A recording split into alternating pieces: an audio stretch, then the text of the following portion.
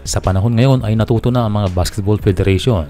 Ito ay kung anong diskarte para mapalakas ang kanilang national team.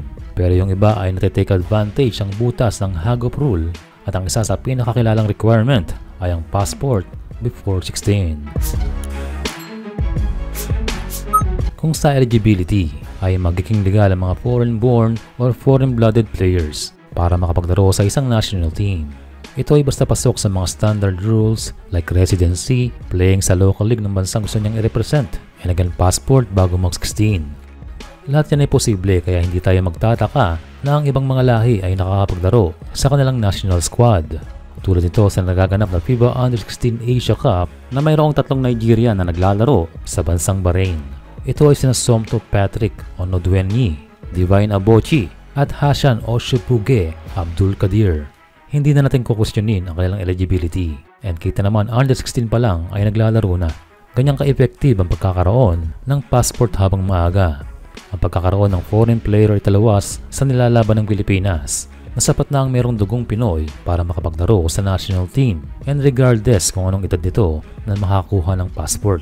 But again, tahimik lang dito ang FIBA kaya ibig sabihin na hindi na pagbigyan na magiging susisana ni Jordan Clarkson to play as local.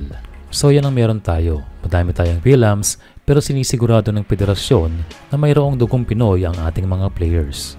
Kaya parang malabo din itong player ng NU na 6'10 din para makapaglaro sa ating youth team and dahil na rin di siya pwedeng bigyan ng passport base sa ating batas. And so itong galawan ng Bahrain ay para sa kanilang future. In 4 to 5 years from now ay pwede na silang maglaro sa seniors. 6'8 to 6'10 yan, kaya big ang kanilang future. Para naman sa atin na hindi tayo magtataka na posible talagang maging local si Quinton Melora Brown. Ito ay dahil na rin sa kanyang green passport. Ayon sa sources ay hindi ito nagamit o walang tatak. Pero ito ay nilaban ng kanyang magagaling na abogado, nagwagi at naging local. So maybe passport before 16 is all that matters. Yan naman talaga ang hinahanap ng FIBA Federation. And luckily meron yan si QMB. And so ganun talaga, expect natin ang mga ibang bansa at nakikita na natin na sila ay kumukuha na ng half ng kanilang lahi at maging itong China ay meron na, ang Iran na lamang ang hindi natin nakikita.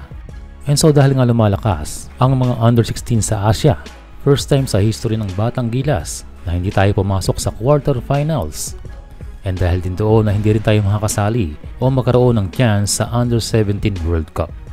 And so sana ang performance ngayon ng under 16 kasama ang mga coaching staff ay maging another learning experience sa pagpe-prepare ng ating youth team.